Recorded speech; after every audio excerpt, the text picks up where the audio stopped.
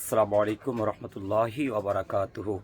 সম্মানিত দর্শক, একমাত্র আহলে সুন্নাত ওয়াল জামাত জান্নাতি দল, বাকি সব দল জাহান্নামী। তার প্রমাণ আল্লাহ নবী সাল্লাল্লাহু তাআলা আলাইহি সাল্লাম সাহাবাই কেরামদেরকে নিয়ে দোয়া করতেছিলেন, আল্লাহুম্মা বারিক লানা ফি ইয়ামানিনা, আল্লাহুম্মা বারিক লানা ফি শামিনিনা।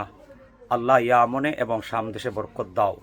উপস্থিত সাহাবাই কেরাম আরজ করলেন, ইয়া রাসূলুল্লাহ, আমাদের নজদের জন্য দোয়া করেন। নবী বললেন, আমি নজদের জন্য দোয়া করতে পারি না, কারণ অবিহা ইয়াতলাউ কারনু শয়তান, নজদ থেকে জলজলা ফেতনা এবং শয়তানের সিংহ বের হবে, ফেতনা সৃষ্টি হবে। আর সেই ফেতনা সৃষ্টিকারীর নাম হচ্ছে মুহাম্মদ ইবনে আব্দুল ওহাব নজদি। আর আব্দুল ওহাব নজদির অনুসারী যারা, তাদেরকে আমরা ওহাবি জানি এবং মানি বলি। আল্লাহ নবী সাল্লাল্লাহু তাআলা সাল্লাম আরও বলেছেন, সেটি হচ্ছে, আমার নবী বলছেন, পূর্ব দিক থেকে কিছু লোক বের হবে, এরা কোরআন শরীফ পড়বে ঠিকই, কিন্তু কোরআন এদের কণ্ঠ নালীর নিচে যাবে না।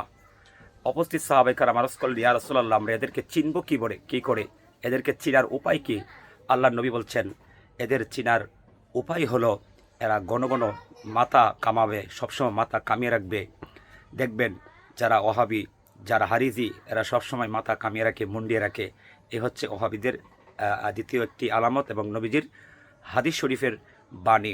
শুধু তাই নয়, আল্লাহ নবী সাল্লাল্লাহু তাআলা আলাইহি সাল্লাম বলেছেন, হে দুনিয়ার মানুষ, এই পৃথিবীতে বনি ইসরাইল ৭২ দলে বিভক্ত হয়েছিল, আর আমার উম্মত ৭৩ দলে বিভক্ত হবে।